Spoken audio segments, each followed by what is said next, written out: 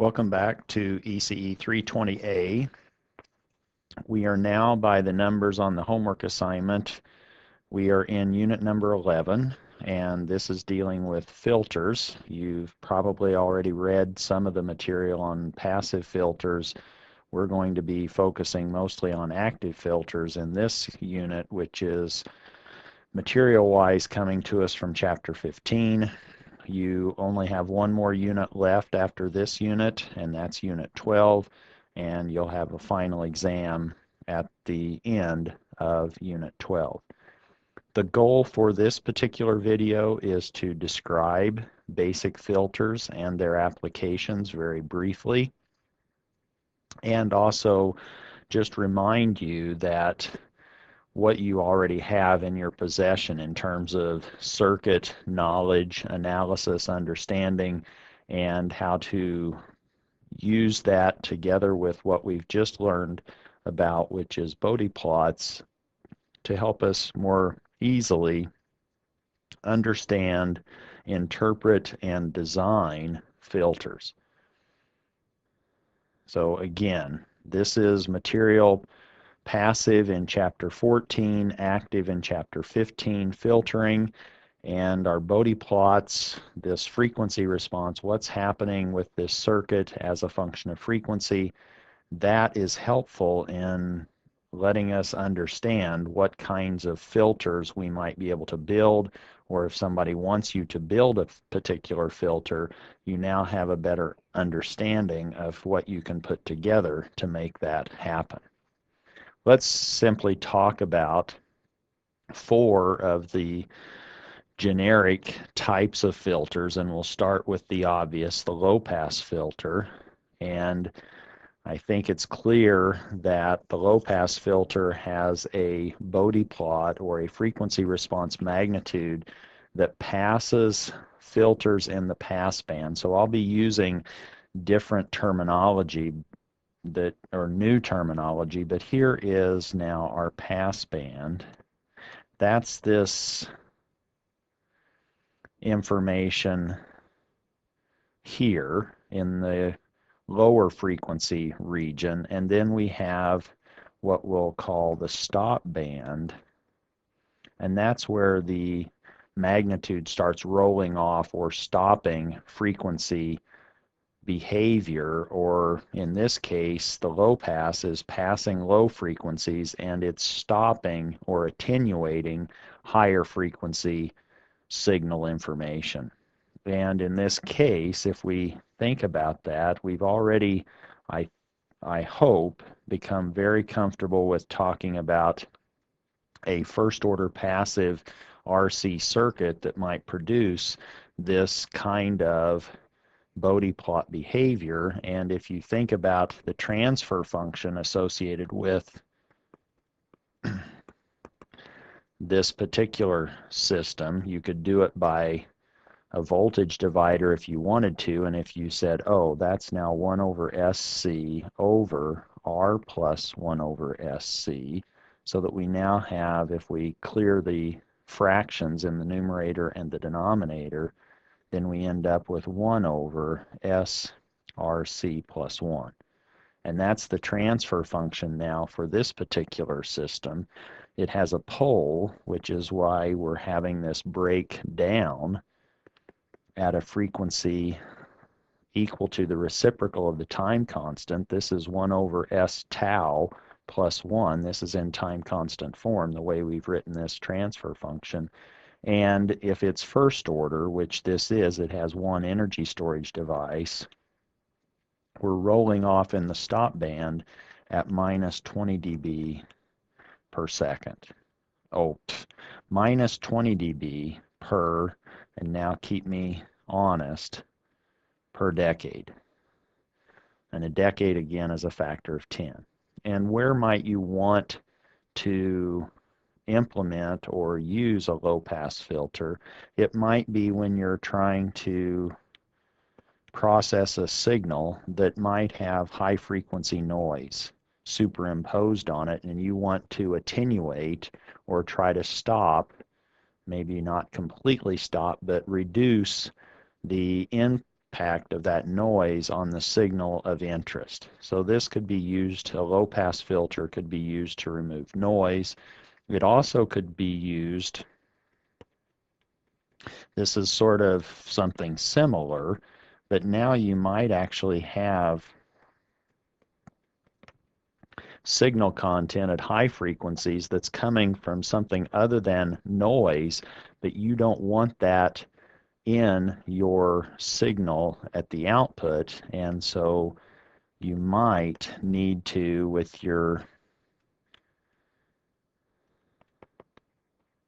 if you're now measuring this signal and sampling it, you might want to reduce the high frequency signals and create, with a low pass filter, an anti-aliasing filter so that those high frequencies do not get aliased or turned into something that looks like a low frequency signal through the sampling process.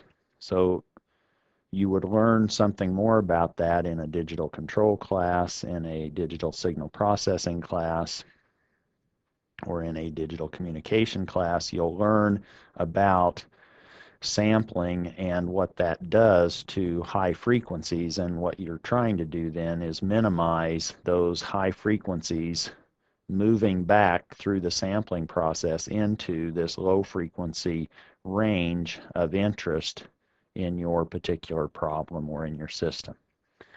The complement to low pass, or sort of the opposite, is a high pass filter, and now you're having something that passes, the pass band now is here, it's passing high frequencies, so it's a high pass, and the stop band now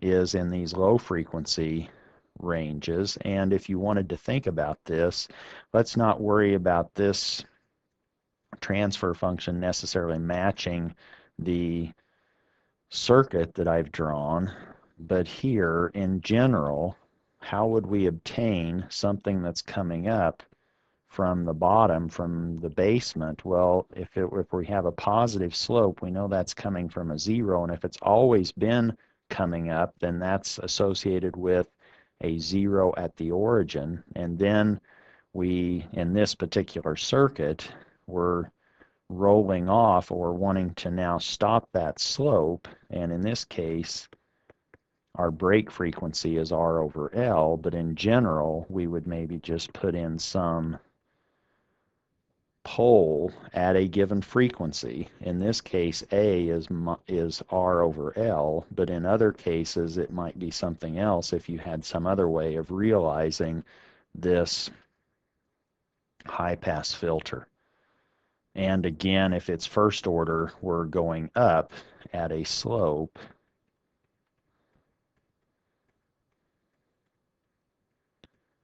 of plus 20 dB per decade.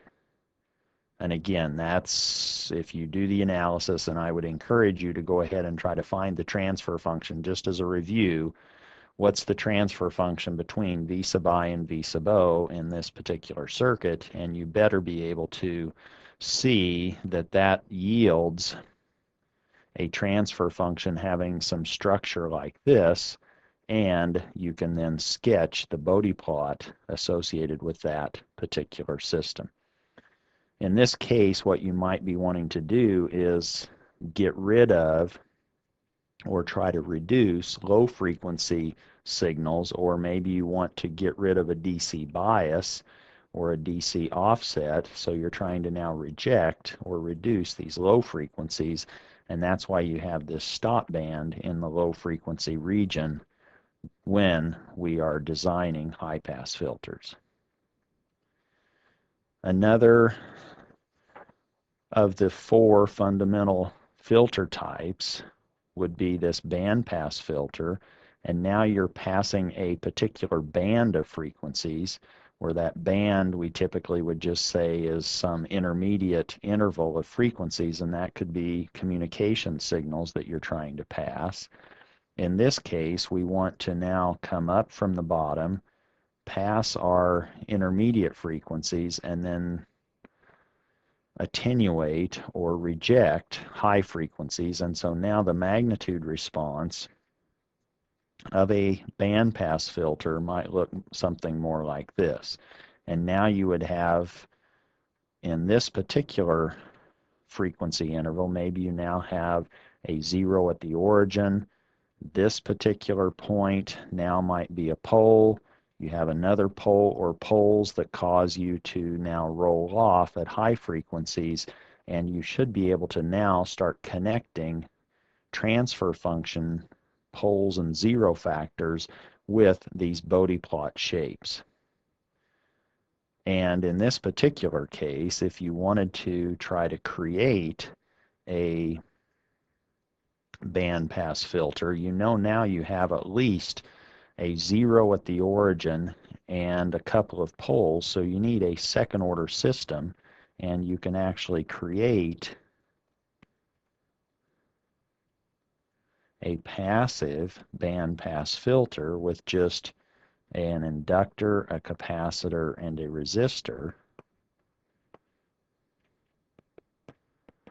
And again, I would encourage you to go ahead and find the transfer function between V sub I and V sub O and see if in fact you don't have a pole zero pattern that's consistent with this Bode plot shape that I've just indicated.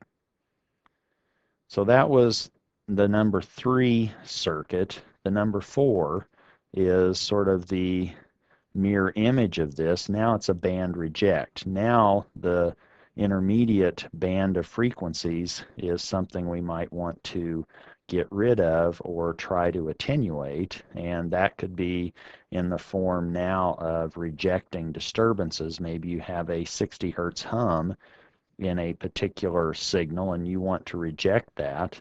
Now what we're looking at in terms of frequency behavior is something that might do something like that. And in fact, we can do that again with a RLC circuit. It's just now we might want to change up where we are inputting the signal information. Here's our input, V sub I. Here's our resistor, here's our inductor, and here's our capacitor. And now our output is measured across this series combination of inductor and capacitor, and hopefully now you can understand what you might need to do with respect to poles and zeros to produce this nulling effect. Meaning you might want to have a DC gain in your transfer function. What would then this particular bend in this frequency response correspond to? Well, now you know that that corresponds to a pole. Now we're coming up, this corresponds to a 0, and you know the relative locations of these poles and zeros. This particular frequency on the left is obviously less in value than this zeros frequency down here.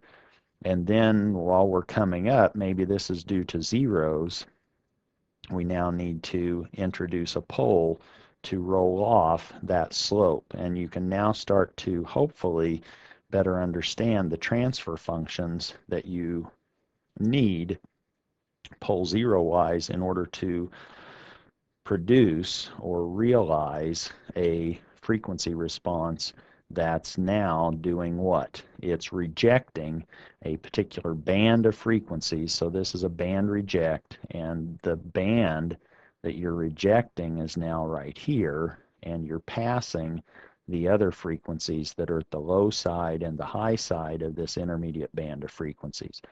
That should get you thinking a little bit more about filters, what kinds we're talking about, and we'll focus now in this unit on not just passive filters, but actually active filters, and we'll probably spend most of our time with low pass.